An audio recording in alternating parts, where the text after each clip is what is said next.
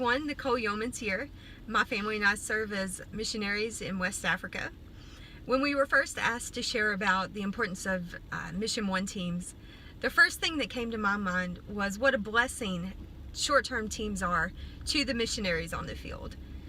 Over the years, I've had the opportunity to go on multiple short-term trips throughout the world and be able to participate firsthand in a lot of the different outreaches that we have. And now that I'm on the other side of the table as a full-term missionary, I can honestly say that it is such a joy and a blessing, and Mission One teams are such an encouragement to missionaries on the field.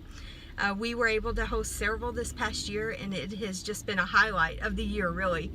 Just being able to reconnect with people that we know when they're back home, they support us and they pray for us, but then for them to be able to come over and see firsthand what God is doing and how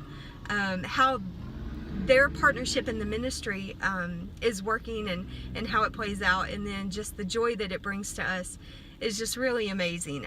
So really that's the first thing I thought of, is that Mission One teams are a huge encouragement to the missionaries on the field.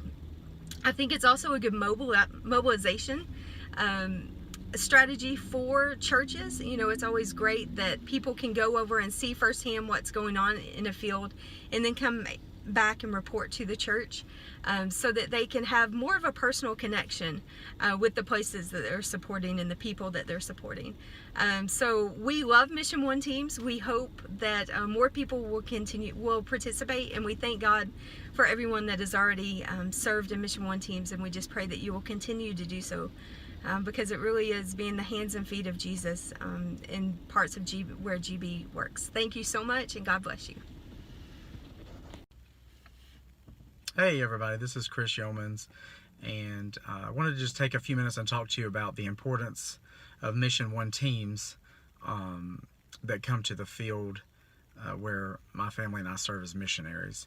As many of you, or some of you may remember, I used to coordinate Mission One teams. I did that job for, I believe, a little more than 3 years, 3 to 4 years.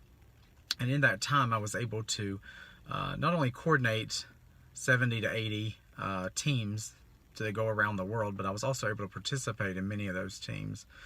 And on those teams, we were able to do a lot of great things for people in the name of Christ. We were able to be the hands and feet of Christ to people in Honduras, Mexico, the Philippines, India, Jamaica, and even West Africa and Saipan.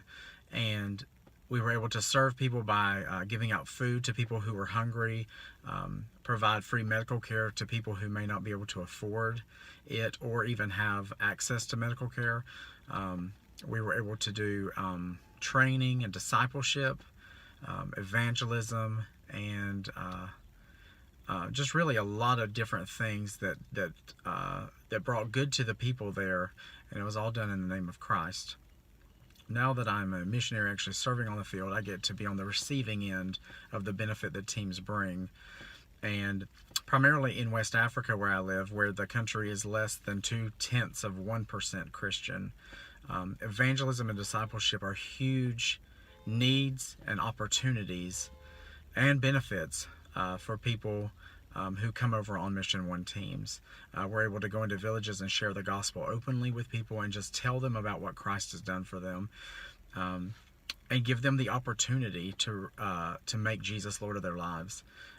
Because the country we live in is one of the poorest in the world, if not the very poorest, we're able to help with a lot of physical needs, to give out food, to provide medical care to people who cannot afford to go to a doctor, and different things like that. So Mission One teams are extremely beneficial to our field for a variety of reasons. It's hard to put into words all the needs that we have in West Africa without you going and actually experiencing it for yourself. But the city we live in, you know, right now, I believe I saw yesterday or the day before that it was in the top 10, I believe, of the hottest places in the world on that day. And out of the top 10, I think the country we live in, actually, there were 7 locations in the country we live in out of the top 10 that were the hottest just a couple of days ago. So it's a very hot country.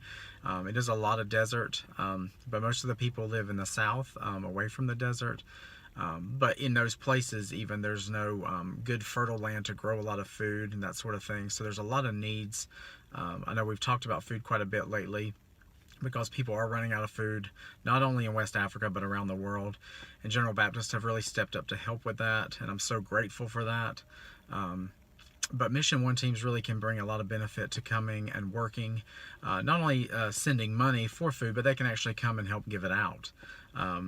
They're able to help with all sorts of things. Like I said, discipleship for new believers, helping build things, helping to provide medical care, and helping with electricity, plumbing, teaching about farming. There's all sorts of opportunities, really. So I'm thankful today to have experienced what I did when I coordinated short-term teams, and I'm also thankful for the teams that are still going out and working around the world. We need you in West Africa, so please contact Dr. Jim Pratt or myself if you're interested in bringing a team over to West Africa in the future. Anything you can do, we'll definitely find a job for you, and we can put you to work. So thanks very much. God bless you all, and hope you're all staying safe and healthy.